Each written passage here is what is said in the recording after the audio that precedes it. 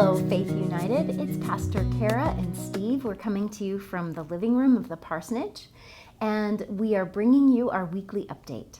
As I was thinking back on the events of this last week, I found myself using the spiritual practice devised by Ignatius of Loyola called the Examen, in which you ask yourself, where has God been present, or where has there been consolation, and where has it seemed like there was an absence of God or a desolation? And so as we look back upon the ministries at Faith this week, we invite you to ask yourselves that for your very own lives. This past week on Sunday, we ended our Jubilee worship series. And if you missed that opportunity, we invite you to click on the link below or find us on our YouTube channel and engage in that moment of worship. Sunday was a really big day. After Cara and I participated in the worship by wire on Sunday morning, we sprayed ourselves down with sunscreen. It was a gorgeous day, and we drove down to church, Crossroads United Methodist Church in downtown Canton, where we joined colleagues and our bishop and others from around the community, including several folks from Faith United who came out to be part of the Peace with Justice Sunday walk. Peace with Justice Sunday is one of the special Sundays in the United Methodist Church that was created for the purpose of raising our consciousness to the needs in our world as disciples of Jesus Christ to speak out against injustice. You may even recall from your membership vows that we actually pledge to do all that we can to stand up to injustice in all of its various forms. And so this was an effort to do that, obviously in light of the suffocating and killing of George Floyd. This was a particularly timely event that was intentionally meant to bring awareness to the issue of racism in our communities and in our country. And it was truly inspiring to be part of that walk. We walked for 8.42 miles in remembrance of the 8 minutes and 42 seconds that George Floyd suffocated before dying.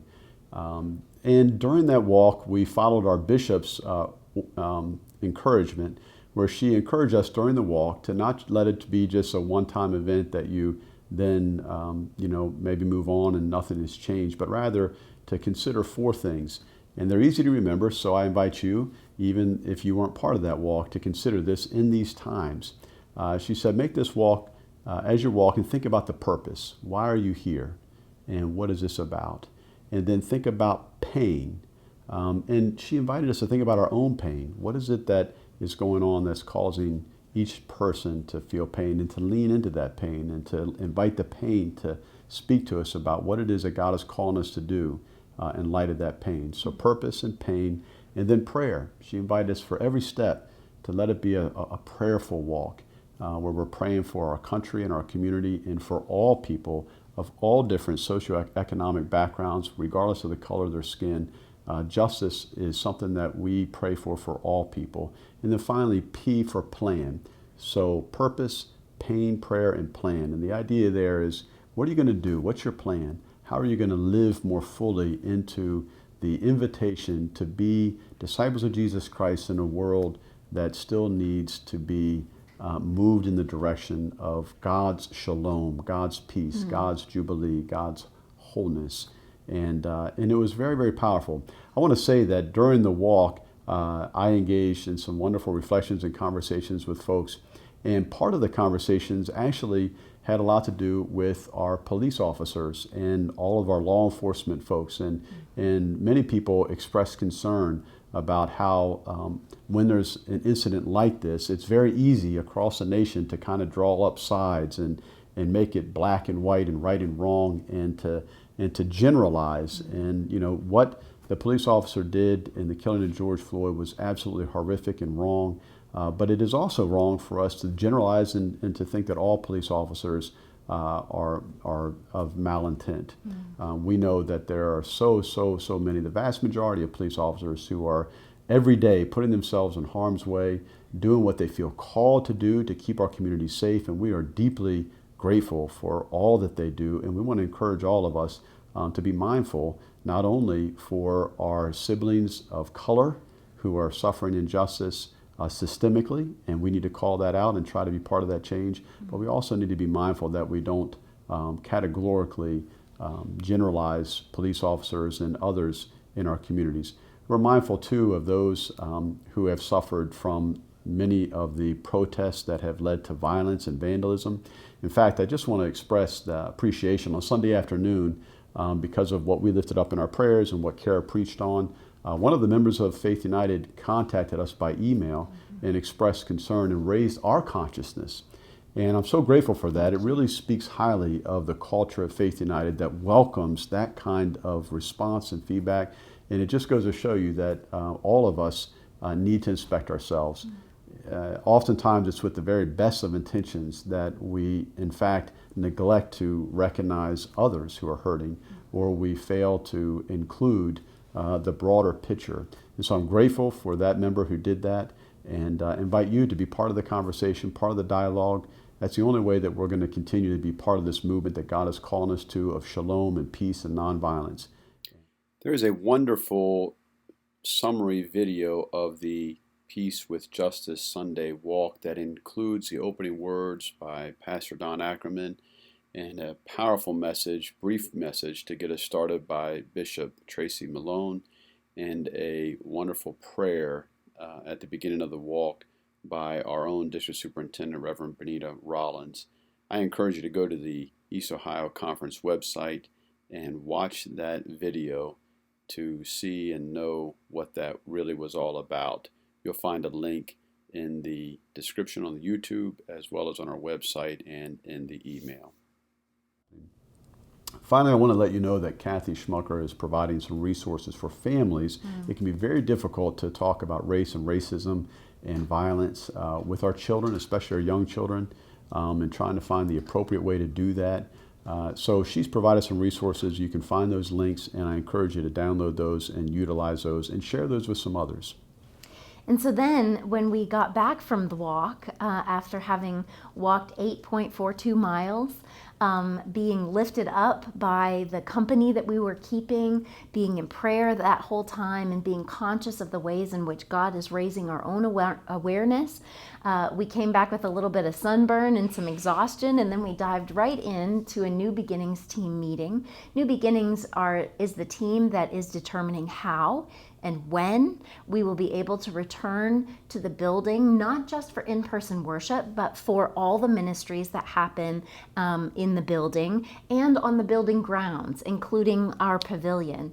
And that team is working very hard and consulting with experts in the congregation about certain ways to reopen. Also, many of the ministry teams are meeting to receive the latest news from the New Beginnings team, but then also to provide them with feedback. And so I invite you to continue to pray for the New Beginnings team and to keep your ears perked up for the news that is being updated each week as we anticipate coming back into the building for the ministry that is continuing to happen. One thing that we do know is that we don't know when we will come back to in-person ministry, but we do know that it will be no earlier than July 12th. So keep your ears perked up.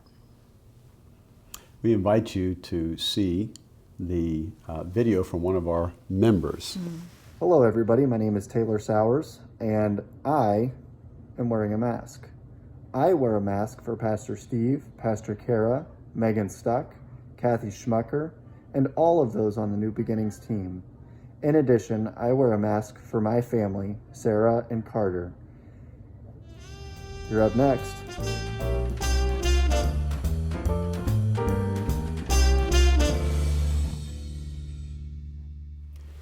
And we would like to invite you to be part of shaping the input that is needed so that we can really do this well. And so you'll find a link to a form, a survey, where anyone that's receiving this is welcome, members of the church, friends of the church, to give us feedback about whether you're ready to come back and what are the things that you're looking for so that we can come back to worship and to ministries in and outside of the church.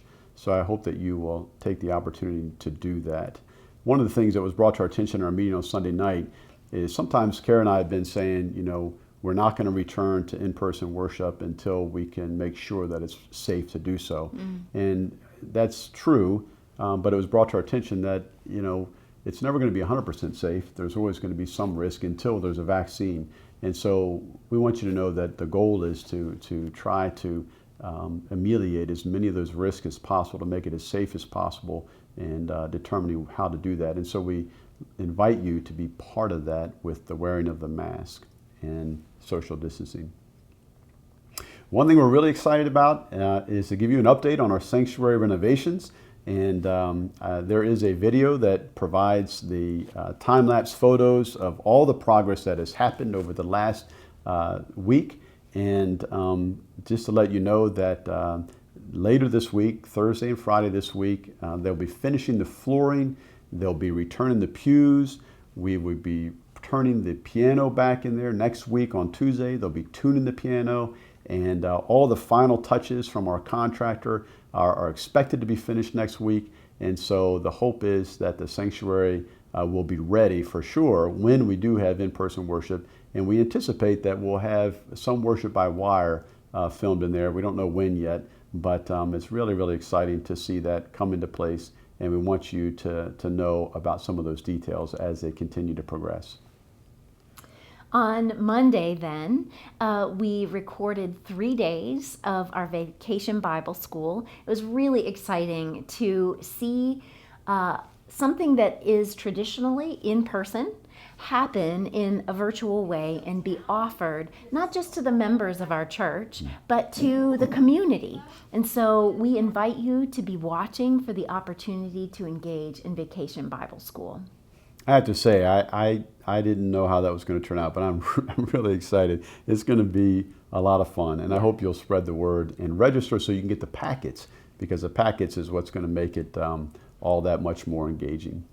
Also, our Faith Friends Learning Center is in full swing with preschool for summer preschool, as well as our day camp.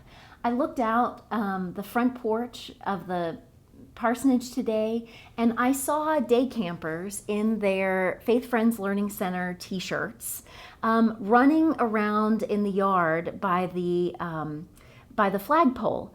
And I was like, I'd never seen them use the property so fully before. Of course, because of the COVID-19 virus, they're not able to go on the kind of field trips that they normally go on in the summer. So we are bringing all the action right here. It's one of those other reasons that we want to be as thoughtful as we can in the returning to the building for ministry, because right now there is a ministry which is sanctioned by the state government to be taking place, and we want to make sure that we're protecting our students and our teaching staff. So we're really excited. We're almost at full capacity for Faith Friends Learning Center this summer. But if you know some folks who would still like to have their children participate in day camp or summer preschool, please be in contact with Jessica Dent, who is our wonderful director of Faith Friends Learning Center. I want to just give you a little bit of a sense of what you might look for this Sunday in our worship by wire. First, I want you to know that I will be preaching, so pray for me. It's always helpful to know that folks are praying as I'm preparing to hopefully proclaim the good news in ways that can be transformative. This will be my last Sunday to preach while Cara is still my co-pastor and part of the pastoral leadership at Faith United. Cara will be preaching the following Sunday on the 21st. Which, by the way, Jan Baker, who has been organizing the farewell celebrations for Pastor Cara, wanted me to remind you that that will be taking place on Sunday the 21st, and it will be a way to celebrate Cara's time at Faith United over the past 11 years. And the details for that, I'm not going to share with you because some of that's meant to be a surprise for Cara. So Jan invites you to look at the physical mailing that went out a few weeks ago, which had an insert that Cara did not see. There's details on that, but you're also welcome to call Jan Baker and ask her for some of that information. But do mark that on your calendar.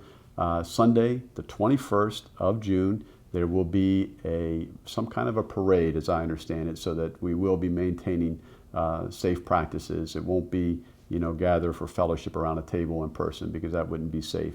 And then Cara will preach on the 28th of June, and that'll be her last Sunday, and she'll be moving on to join the cabinet officially with her appointment in July. July 5th will be our pastoral intern, Jonah Mitchell, who will be preaching, because I will be on vacation in Virginia Beach. But I know that you'll be there to participate in worship there and be a support to him in his call to ministry. And then July 12th, Jake, our new associate pastor, will be with us, and we'll either be by wire or we'll be in person. We'll have to wait and see how that unfolds. But I hope that you'll join us for worship this Sunday as we continue in our ministry together. A few prayers just to lift up for this week. Mary Milhone gave us an update on her husband, Dave. Dave is continuing to be in consultation, looking with heart surgeons to determine when that surgery can take place. It's anticipated that sometime probably in early July, Dave will be having heart surgery. We also want to celebrate the Milhone's son, who recently retired as a commander in the Navy after 31 years of service. And of course, it had to be a celebration that was not in person, as so many folks are needed to do in very important thresholds of their lives. But we celebrate his service and for the Milhones at this time. We received a prayer request from a member of the church who wishes to remain anonymous, but nevertheless covets our prayers. This person was diagnosed with cancer recently, and so we just ask that you would be praying for a member of the church who has been diagnosed with cancer, whose name will remain anonymous at this time. Speaking of prayers, we invite you to join us in this closing prayer. I think that what we'll do is return to the Lord's Prayer. And as you pray, consider what the words of this foundational prayer for our faith mean for us in this day. Let us pray. Our Father, who art in heaven, hallowed be thy name. Thy kingdom come, thy will be done, on earth as it is in heaven. Give us this day our daily bread, and forgive us our trespasses, as we forgive those who trespass against us.